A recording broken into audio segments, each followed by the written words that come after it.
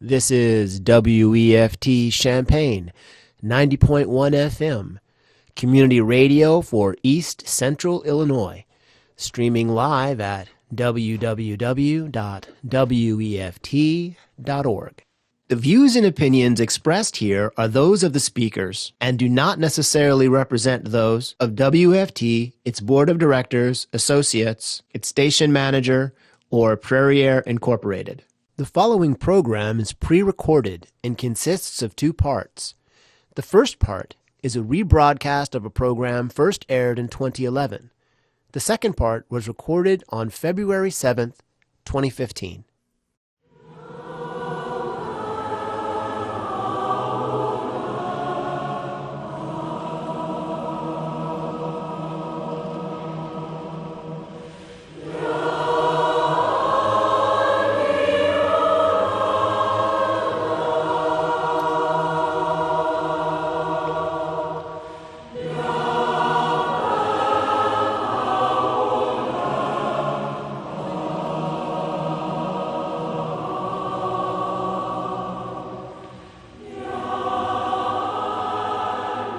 Welcome to Weekend Heartbeat.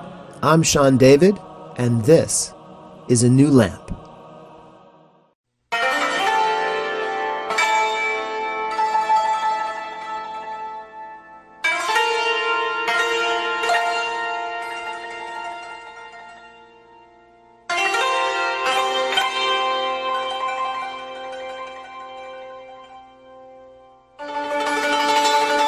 New lamp for old.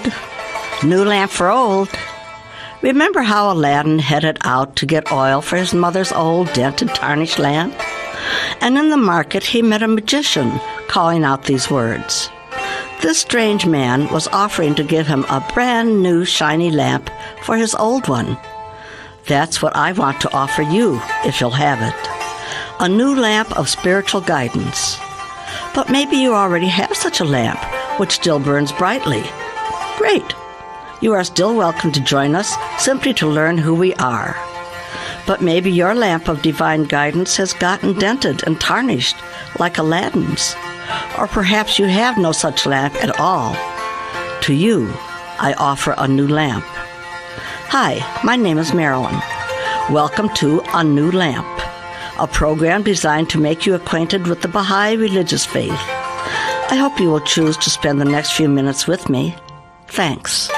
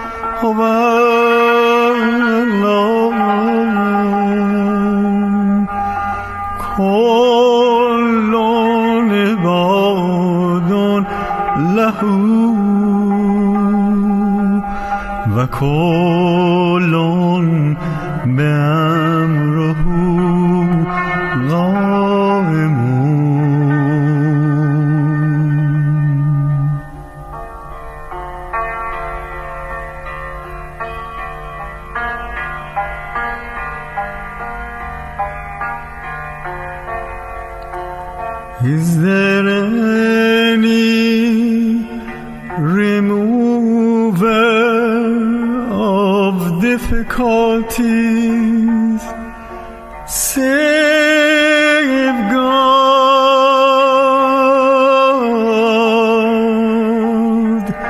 Say praised be God.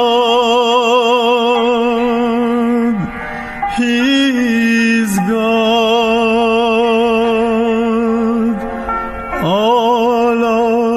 Servants and all abide by his bidding.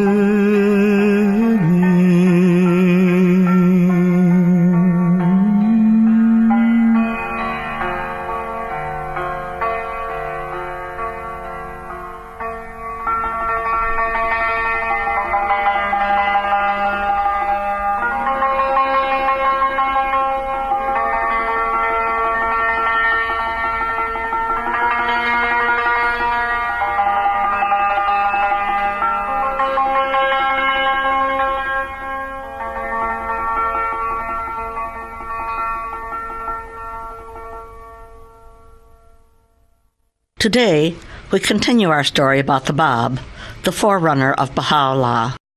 The Bab wrote many things, drastically new ideas for that day. His main book is the Persian Bayan, Bayon, in which he establishes new laws. Both secular and religious leaders were doing everything in their power to kill this new movement.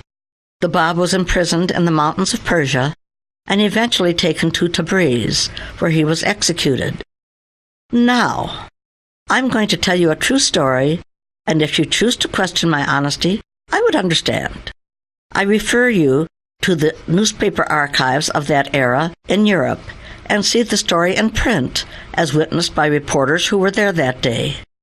The execution was to take place in the army barracks where he and a companion, Anis, were being held. The commander of the Armenian regiment did not want to do it. He believed the Bab to be a good man and went to see him. He said he was a Christian and felt strongly that this execution was wrong. The Bab told the commander to stay with his assignment. If he were sincere, God would relieve him of it. When the guard came to get the Bab and his disciple who was to die with him, the Bab asked the guard to wait briefly while he finished some business. His request was denied. The Bab and Anis with him were suspended on a wall. Thousands of onlookers were there as a full regiment of 750 guns prepared to fire, 250 at a time. The order was given. The guns fired. When the smoke cleared, the Bab was not there, and his companion was standing there alive. The ropes had been severed by the bullets. The Bab was found finishing up his business and then returned to once again face the firing squad. The Armenian commander refused to do this again. Another regiment was brought in, and the execution accomplished. Although the two men's bodies were shattered into one mass of flesh, their faces were untouched. The bodies were thrown into a moat, and a guard set over them. However, a brave disciple was able to remove the bodies and hide them. Over many years, they were moved from place to place in hiding under the direction of Baha'u'llah, and are now entombed in the shrine of the Bab on the side of Mount Carmel in Haifa, Israel, the world center of the faith.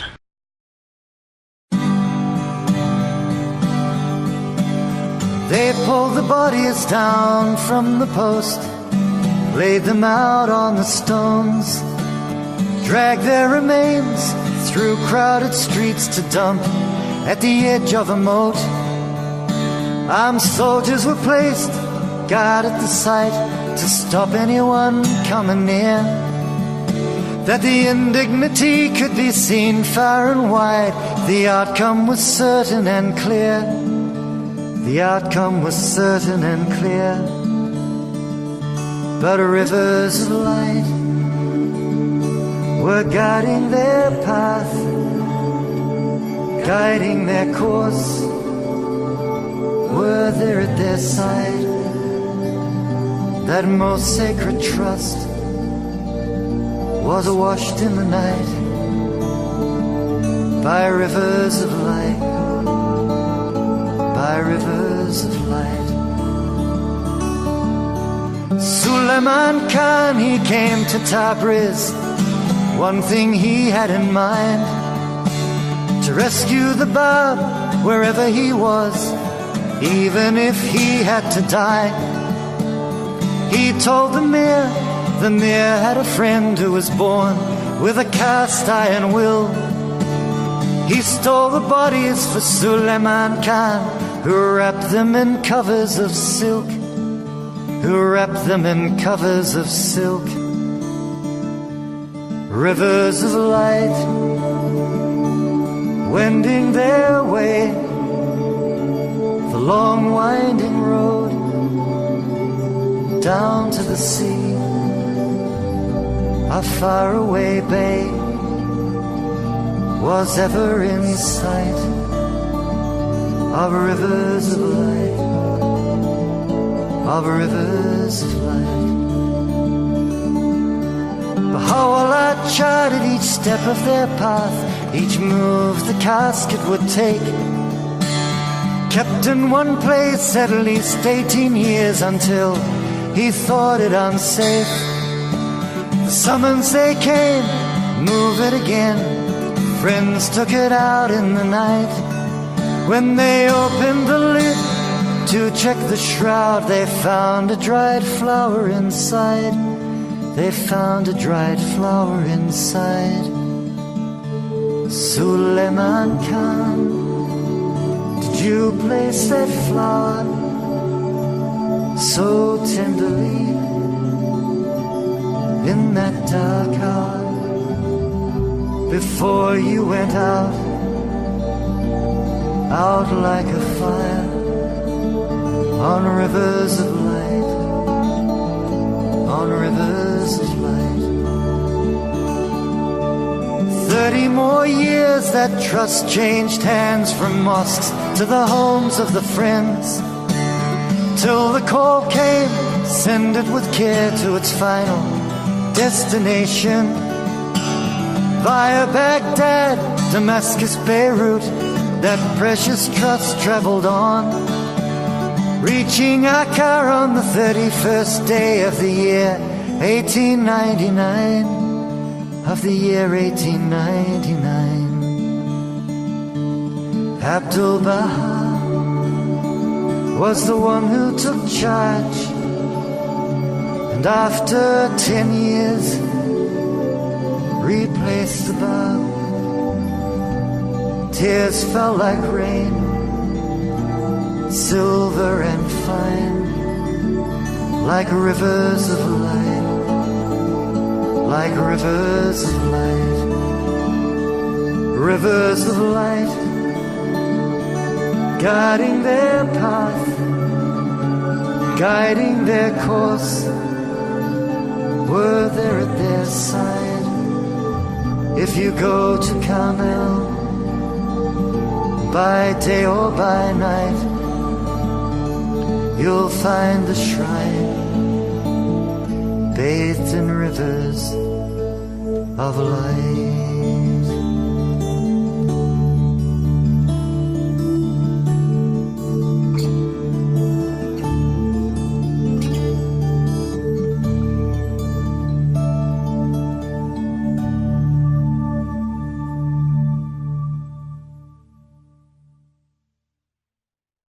Had you believed in me, O wayward generation, every one of you would have followed the example of this youth, who stood in rank above most of you, and willingly would have sacrificed himself in my path. The day will come when you will have recognized me. That day I shall have ceased to be with you. The Bab.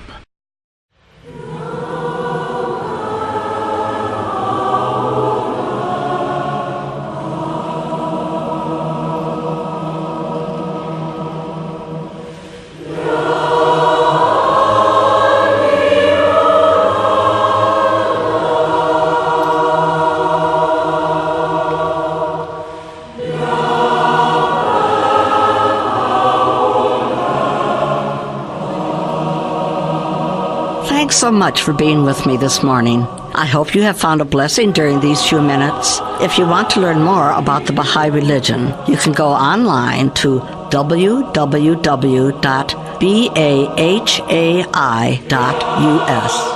To contact me, my email address is anewlamp@yahoo.com. Thanks, and have a great day.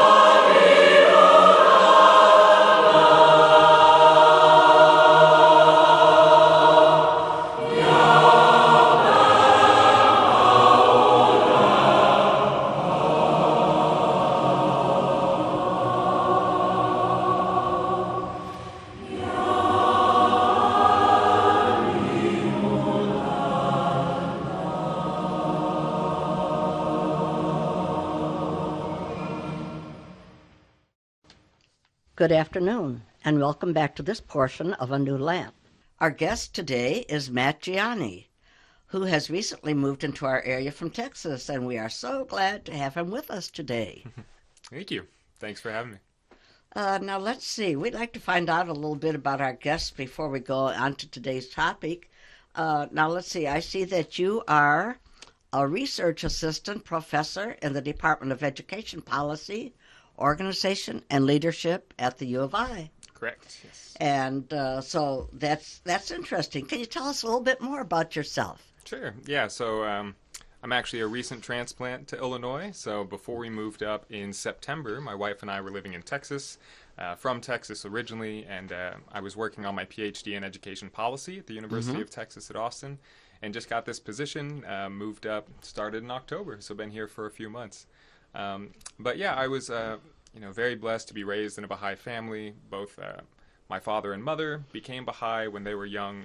Neither of them was raised in the faith, but they both became Baha'is shortly before they got married, and then I was raised in the Baha'i faith as well. Oh, that's great. Yeah. Now, you have come to Champaign-Urbana, which is... It's not a dinky little town, but neither is it anywhere near as big as what you came from. That's true. And we have a small Baha'i community here, and I understand you folks were in a pretty large-sized Baha'i community. Yes. Basically all of the communities, most of the communities I've lived in have been pretty large. So I'm from Houston originally, and Houston has quite a large Baha'i community. And my wife is from Dallas, which also has a very large community. And for some reason, many Iranians, I'm sure we'll talk about this as we get into the program, but many Iranians, given the persecution of the Baha'is in Iran, fled from Iran and came to different places in the United States, and both of those communities had very large populations of people that had fled the persecution and settled in the United States. So both of those communities were very large. Austin was also a very large community, so it's been somewhat of a transition, but everyone's been so nice. We've got that Midwestern hospitality so far, and, it's just been a great transition, so no complaints. That's great. Yeah. Well, I tell you, we're really glad to have you folks have joined us here. Yeah, thank you. So we want to think about the situation on education of the Baha'i youth in Iran. A few years ago, I actually had a newspaper item in the News Gazette about the situation when we were asked to kind of let it be known to our local communities what's going on. And since that time, it's still a problem, isn't it? Yeah, absolutely. And, I was really happy that the devotional program that preceded this interview was, talking about the Bab, who was the forerunner of Baha'u'llah. And the Bab really epitomizes a lot of the persecution that the early Baha'is have faced, really since the founding of the Baha'i faith, And some estimates are that about approximately 20,000 people, 20,000 Baha'is have been executed from the time the Baha'i faith was founded in Iran alone by the Iranian government. Right. And Baha'u'llah really talks about that this is a central theme of every faith. Every time a new messenger of God comes and has a new message, that message often challenges the orthodoxy, right? It challenges the prevailing norms, it challenges the power structure, and that often leads in a lot of pushback, a lot of persecution, a lot of harassment, and other things. And that's definitely been the case with the Baha'i faith as well. Very serious persecution and executions and things for the entire history of the faith in Iran. And then that changed a little bit before the Iranian Revolution. There was a time when the Baha'i community started getting recognized more for its efforts for promoting peace, for promoting education, promoting unity. And there was it wasn't a perfectly easy relationship between the government and the Baha'is, but there at least wasn't as much outright persecution. Right.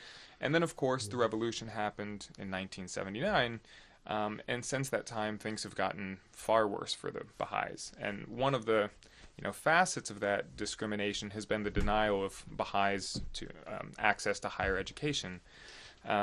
So that's part of what the campaign is currently focusing on. The Education is Not a Crime campaign, that education has been considered a crime for Baha'is in Iran. And that seems very ironic because, generally people pursuing education, developing their skills, developing their knowledge, developing their talents and finding ways to contribute to their society is something that's so valued in almost every civilization on the planet. Right. But yet, for the Baha'is in Iran, that's a crime, that you are literally persecuted, thrown in jail simply for trying to pursue higher education. So there was a film by a documentary filmmaker named Maziar Bahari Right.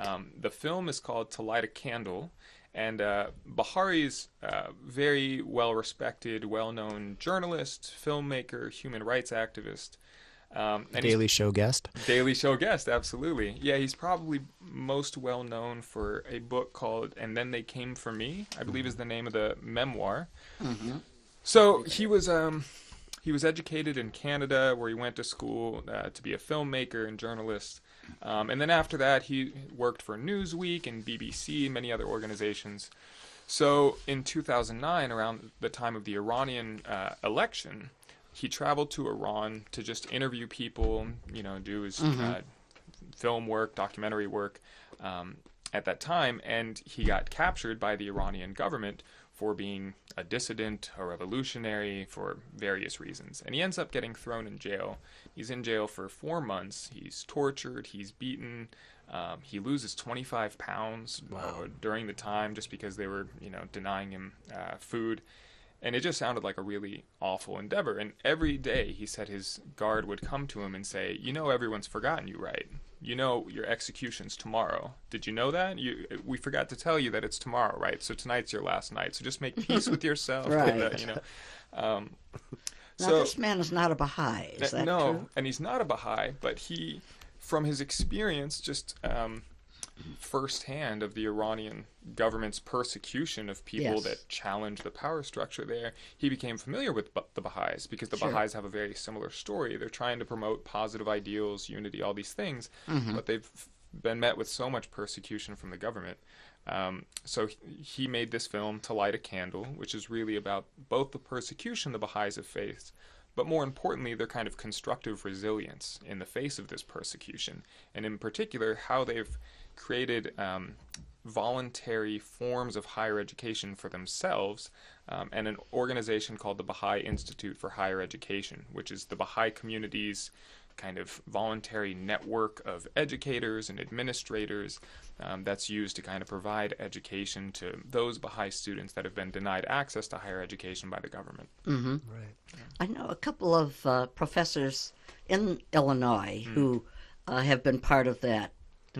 So I thought that was pretty neat. Yeah, that they were teaching the Iranian Baha'is from their homes. Yeah, and that's one of the really fascinating things about the Baha'i Institute for Higher Education, is that it started in, I believe, 1985 or 1987, if I remember correctly. And at that time, no internet, no Skype, no email, no anything, Right. So this education, this university education, was occurring by professors in isolation, developing curricula, developing coursework, developing assignments, then getting it to couriers who would then kind of secretly go through the community and find the students that have enrolled in the Baha'i Institute for Higher Education, hand them the assignments. The students in isolation would do the assignments by themselves, give the assignments back to the courier, and then that would go back to the teachers, because they couldn't congregate in the same place, because that would raise the suspicions of the government. That would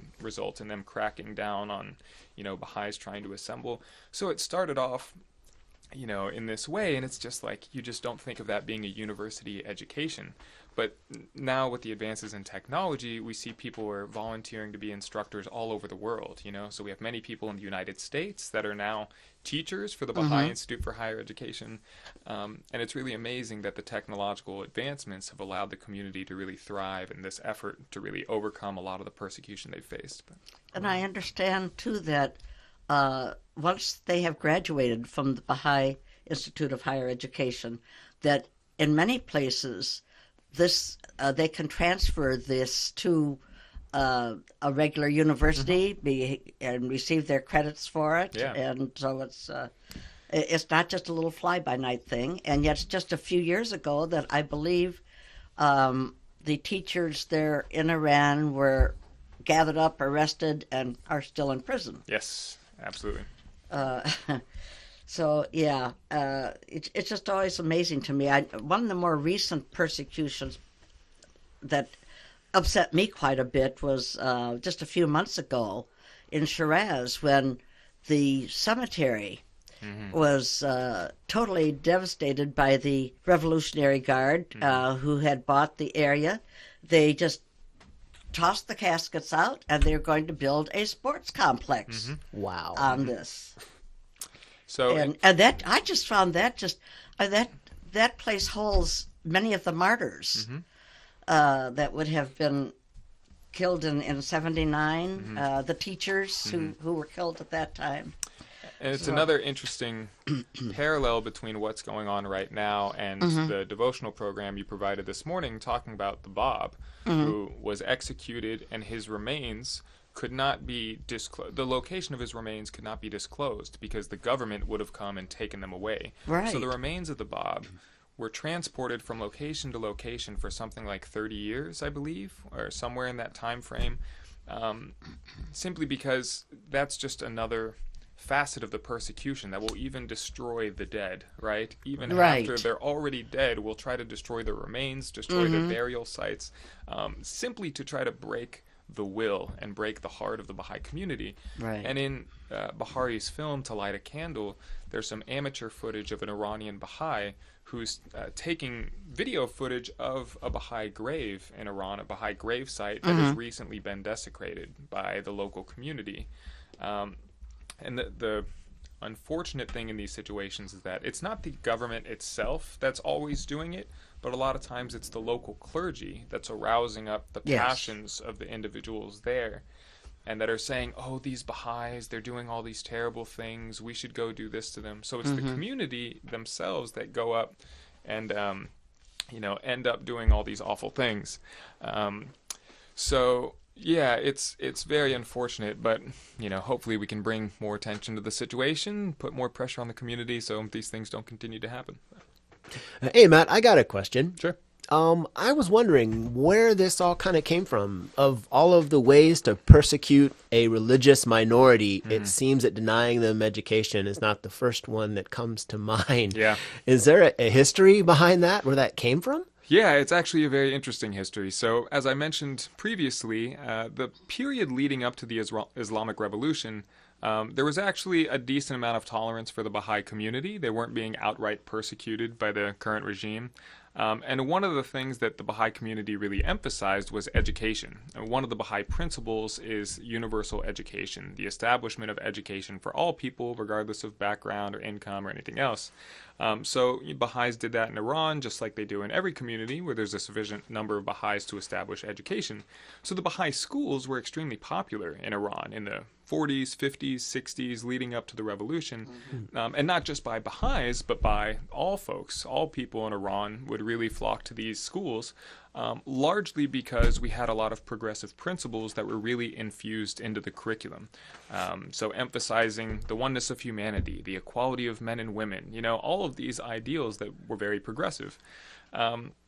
So although the schools were very popular, as we got leading up to the kind of regime change, there was increasing skepticism about this form of Baha'i education, because these ideals weren't just viewed as progressive, they were viewed as Western, right?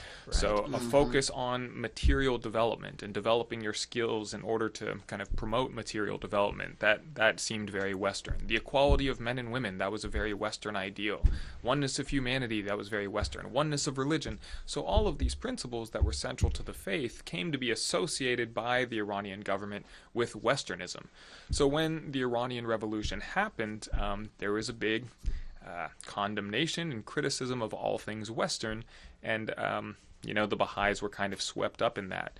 So, as I also mentioned, the initial phase of the Iranian regime's persecution of the Baha'is was imprisonment, execution, capturing, all these types of things. But one of the themes of the Baha'i faith that Shoghi Effendi, the Guardian, talks about is this dynamism of crisis and victory, right? That there's all these crises that occur in the faith, but they're often followed by victories. Yes. So, there was all of this outright persecution, these killings, these imprisonments. But one of the things that started happening is that it made more people hear about the faith and more people come in contact with it. And often it increased the popularity of the faith. So eventually, because of that kind of reaction, as well as some international pressure against the Iranian regime, they moved away from this outright persecution and execution and things like that. But at the same time, they thought to themselves, well, how do we keep down a people? How do we suppress their progress if we can't just murder them all, essentially? Right. Well, one of the ways to do that is to deny them access to education, to prevent them from developing their skills, to prevent them from getting into these positions of power, whether it's owning businesses or being lawyers or working in the government, all of which are illegal to Baha'is now. So not only are they denied access to higher education, but they can't work for the government. A lot of times if they own a business, their business will be seized by the local government and it is no longer theirs. So there's all of these forms of kind of suppression of their progress. And there was actually this very haunting memo that was written by the Iranian government, by one agency of the Iranian government, that talks about the way that the government needs to go about persecuting the Baha'is and specifically blocking their cultural progress and prosperity. And this is one of the letters that's highlighted in To Light a Candle in Bahari's documentary. I hadn't heard of that. Yeah, neither it's so basically this memo is written by this group responsible for the kind of cultural integrity of the Iranian community. And they basically say, we can't keep killing them. We can't keep just outright executing them. It's not working, but we have to deny their progress and prosperity somehow. So let's do that by denying them access to higher education. So this is an official memo from the Iranian government, and this was communicated to all deans and presidents of the universities throughout the country. So now if a Baha'i applies to the University of Tehran or any other university, as soon as it's discovered that they're Baha'i, they're immediately kicked out. Wow. So that's kind of the history of why denying higher education in particular has become kind of the staple of the suppression of the Iranian regime against the Baha'i community. Now, they do get elementary education, is that right? They do, and I'm not an expert on that necessarily, but so I should say one facet of this persecution is the denial of education. The other facet is the promotion of miseducation about the Baha'is. So there's a whole lot of propaganda against the Baha'is that's propagated, by the Iranian government, particularly through the education system. So a lot of Iranian non-Baha'is would say, oh, I learned about the Baha'i faith when I was growing up, but I hear they're all heretics, they promote prostitution and, deception and lying and all these terrible things, because that's the kind of official understanding, if you will, of the Baha'i community that's kind of promoted through education. So you have that going on. Baha'is are still allowed to go through kind of elementary education and up to a certain point, but once they get to higher education, they're denied access. One of the interesting stories that's highlighted in this documentary is this young Baha'i who was, raised in Iran, applied to university, got accepted, and it eventually became known that she was Baha'i and she was kicked out of the university. And she heard about the Baha'i Institute for Higher Education, and she eventually became a BIHE student. And, she talked about how difficult studying at BIHE was because of all this correspondence going back and forth with the professor, and you don't have classrooms and da-da-da.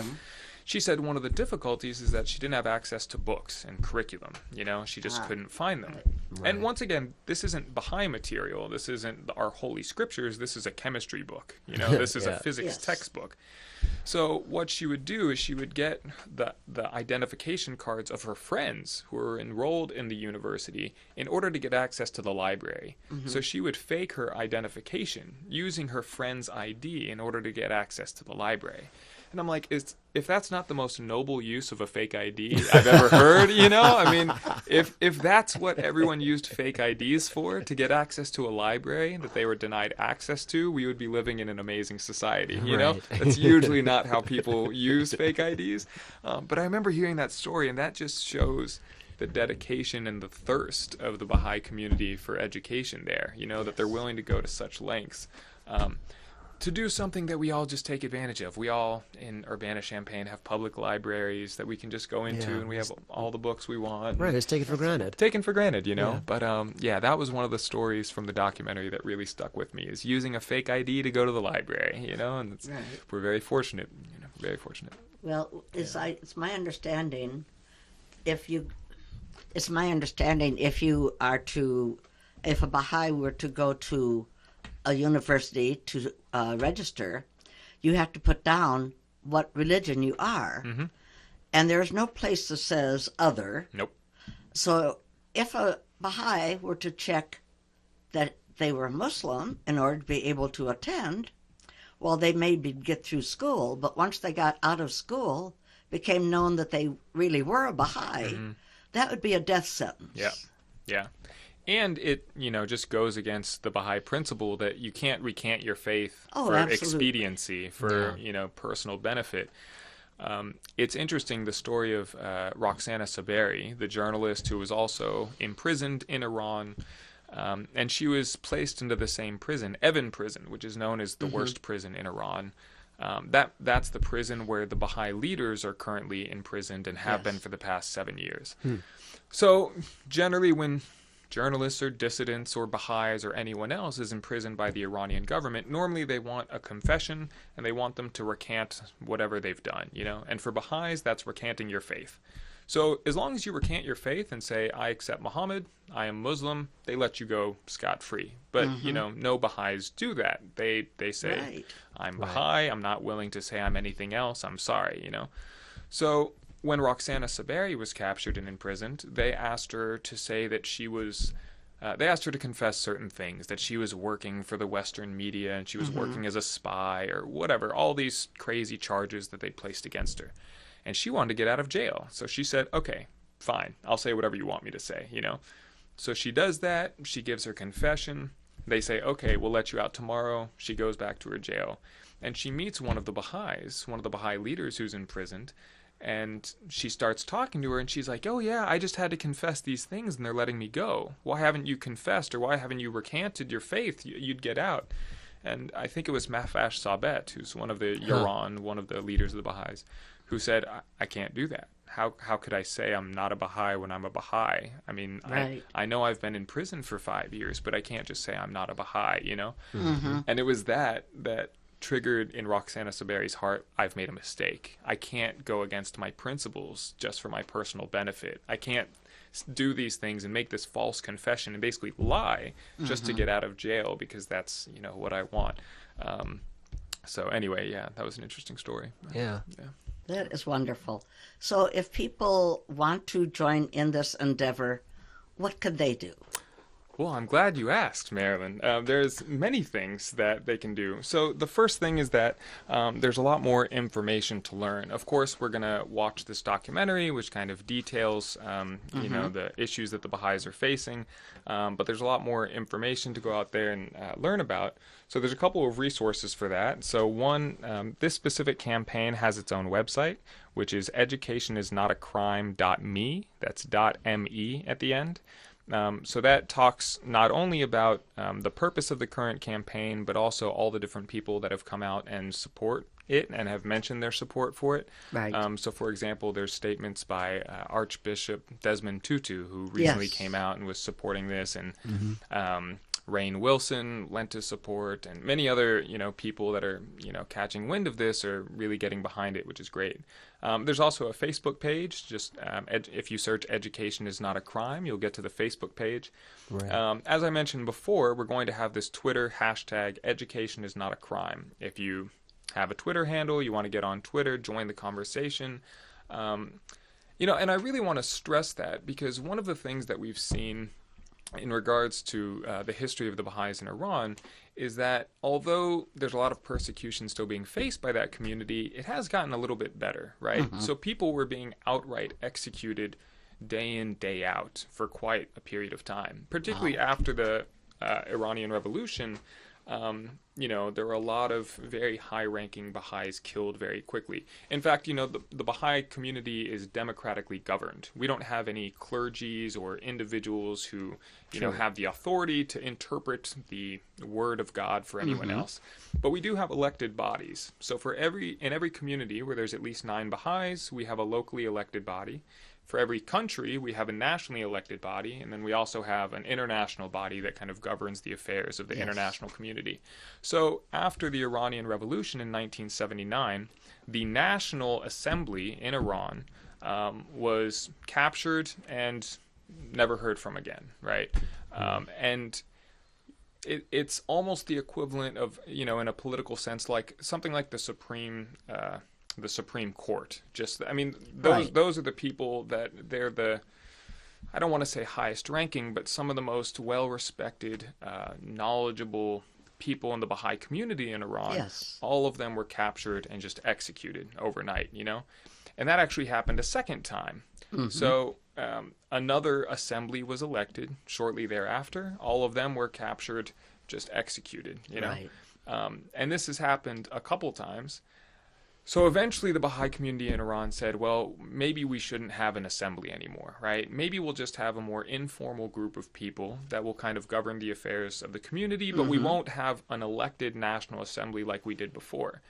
Well, we established another one of those bodies in Iran, and they were all captured, and they're now in prison. But because of so much of the pressure that the Baha'i community and the international community has put on the Iranian government, they were not executed like, the previous assemblies were. Right. So although there's still a lot of persecution taking place, what we're seeing is that things can get better if we raise our voices, if we draw attention to the cause, if we put pressure on the Iranian government and view this not as the issues of a religious minority in this country, but as a human rights issue, right? Which we definitely believe it is. So simply by joining the conversation, by talking about it with your friends, we really think we can increasingly put more pressure on the government to try to, treat the Baha'is a little bit better. Yeah, Right. and the other minorities there too. And so many groups.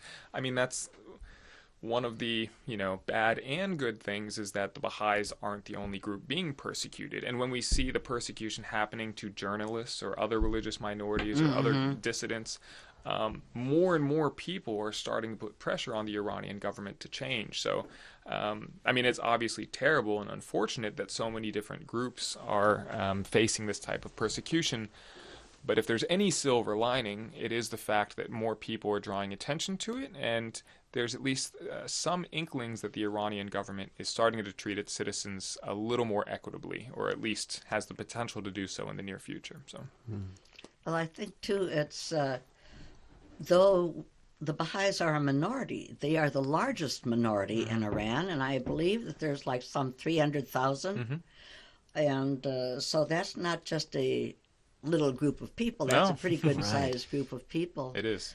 And at the time that the leadership, I don't know how many years ago was that now that they were imprisoned, 7 I think it has been, that people living in America, in the United States, from Iran,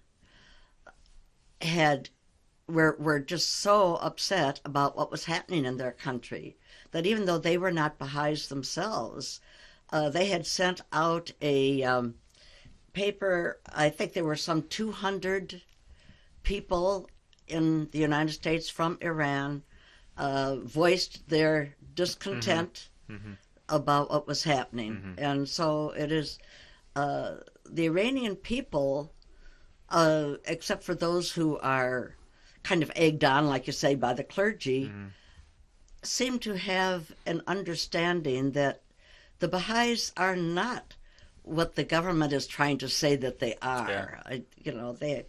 They are not ignorant people. They see for themselves. Yeah. So, Matt, we want to thank you so much for coming today and tell us about what's been going on with the Baha'i faith in Iran. That's been very good to hear you talk about it. Other events that will be going on at the Baha'i Center in Urbana over these next few weeks are... Every Tuesday at 7 p.m., there's a weekly prayer meeting led by Joan Mills. Each Sunday morning at 11 a.m., there is a devotional program of prayers, readings, and an informal discussion on a wide possible variety of subjects. Every second Sunday of the month at 3 p.m., there will be a potluck supper, an uplifting, all-inclusive worship program with live music and singing, followed by an informational activity for spiritual and practical well-being.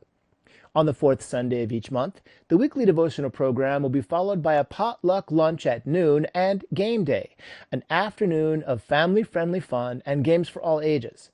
Also, on the first Friday of each month at 7:30 p.m., there is an event called the First Friday Fireside. The local Baha'i community invites all who are interested to attend these informal monthly talks, which will cover various aspects of the Baha'i faith, followed by a Q&A session. Additional information about Baha'i activities in the Champaign-Urbana area can be found on the local Baha'i website, cubaha'i.org. That's cu-bahai.org. Click Goings On to see the local calendar. The Baha'i Center is located at 807 East Green Street in Urbana, a few blocks east of Lincoln Square. It is a stop on the Red Bus Line, and it is wheelchair accessible. So, let's see here. When we will be going on to devotional readings in a few minutes, and Matt, I hope you will join us in that. Absolutely.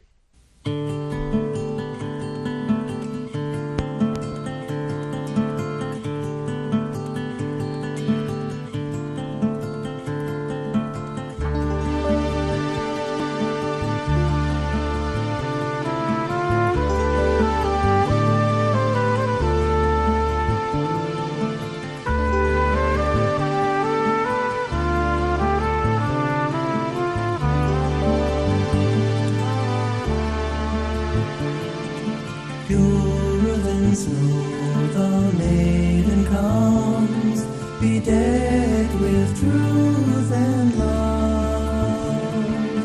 Calling her lover, she offers them flowers awash with the fragrance of love.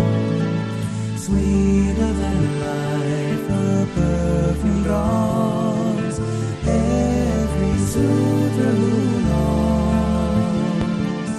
for a small measure of the boundless pleasure they find in her marvelous songs. She bids us enter her palace bright to find their rapture and ease. Once you've partaken of her light, you'll dwell in her abode of peace.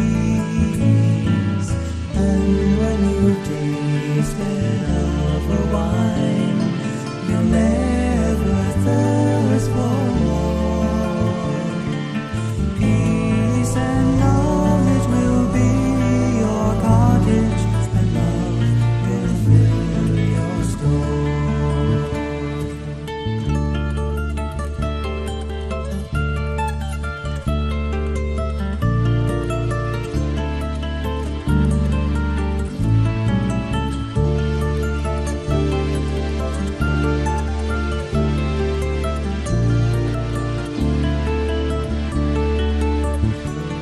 She bids us enter her palace bright to find their rapture and ease.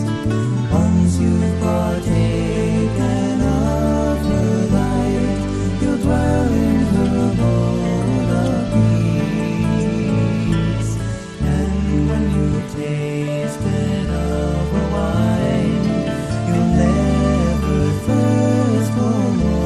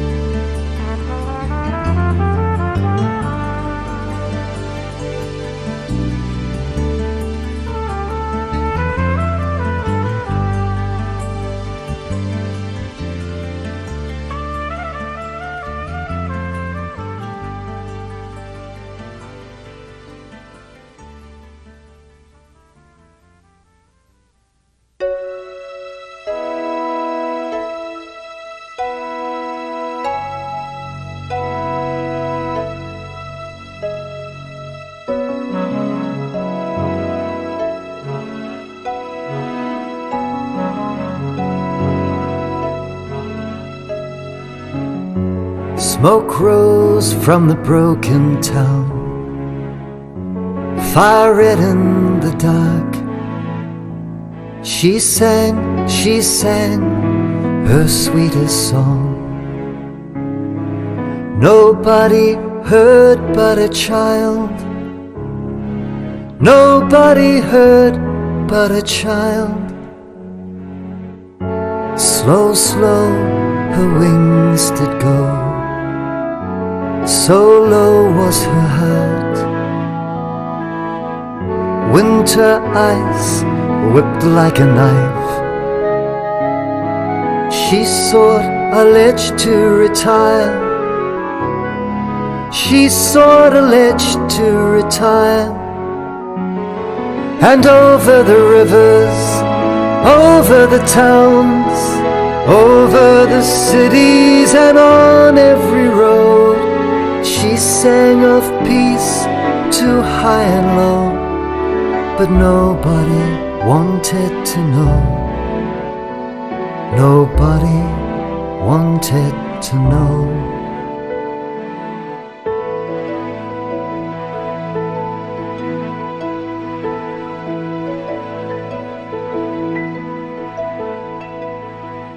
Sad she flew to a whitening pine.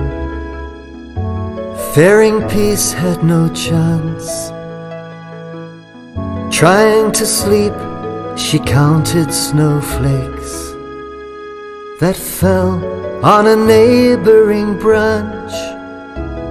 That fell on a neighboring branch. 1, 2, 3, 4 and 5, 6, 7 and 8. By 500, her eyes hadn't closed.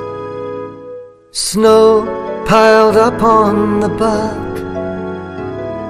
Snow piled up on the bark.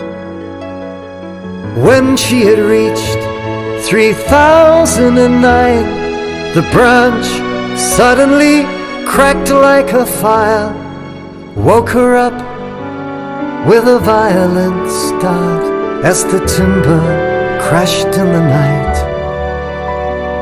As the timber crashed in the night.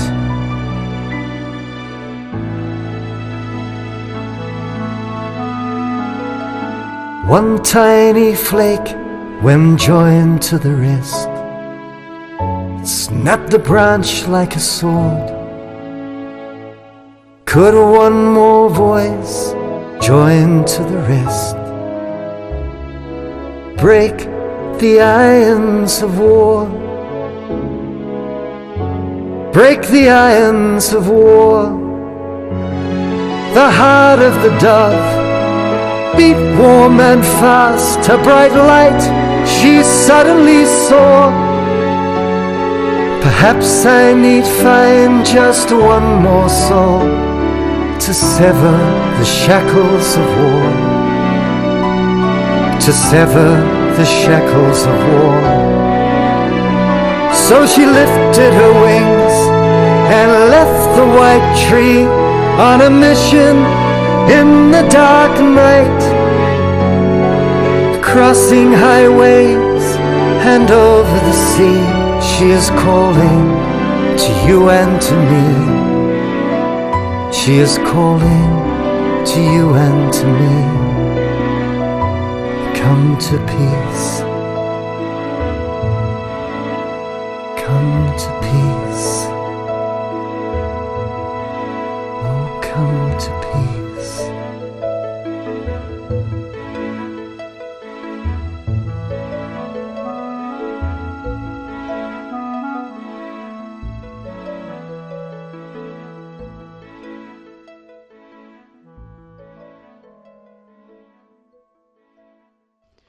It is for the will, and through the manifestation of his own self, that God hath fashioned, out of his own self, 18 souls ere the creation of all things, and he hath enshrined the sign of their recognition in the inmost reality of all things, that all, from the depths of their essence, may bear witness that he is the primal unity and the eternal, and the ever-abiding.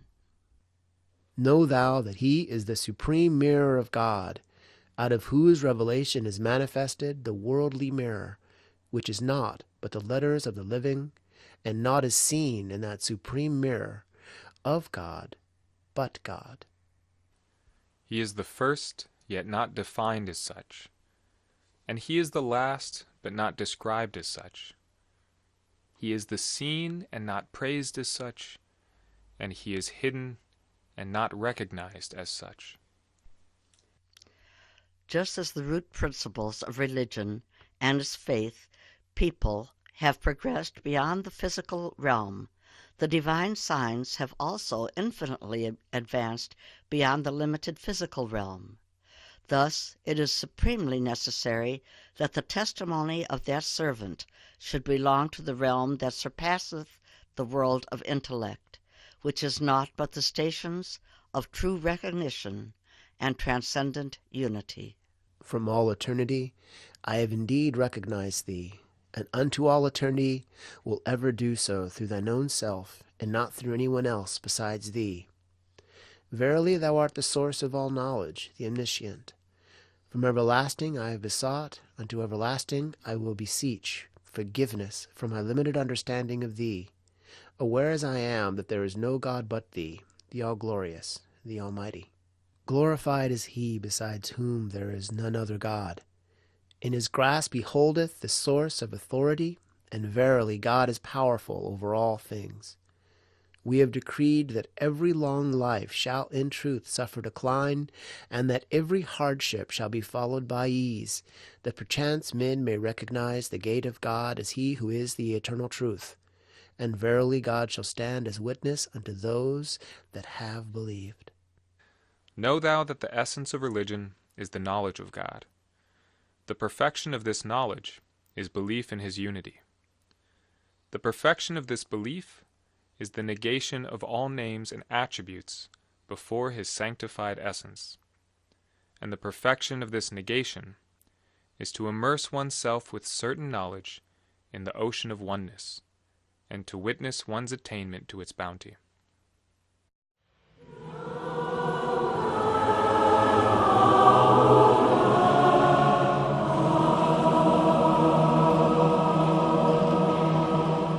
The music on today's program are Is There Any Remover of Difficulties by Mansoor Sobhani, River of Light, Blessed is the Spot, and Whither Can a Lover Go, sung by Grant Hinden Miller.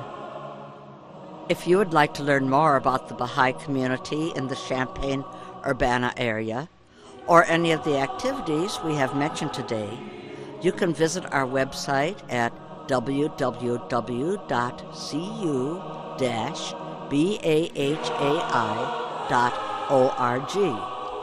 If you would like to learn more about the Baha'i Faith, you may go to www.bahai.us. If you would like to contact the local Baha'i community in Champaign-Urbana, please visit our website at www.cu-bahai.org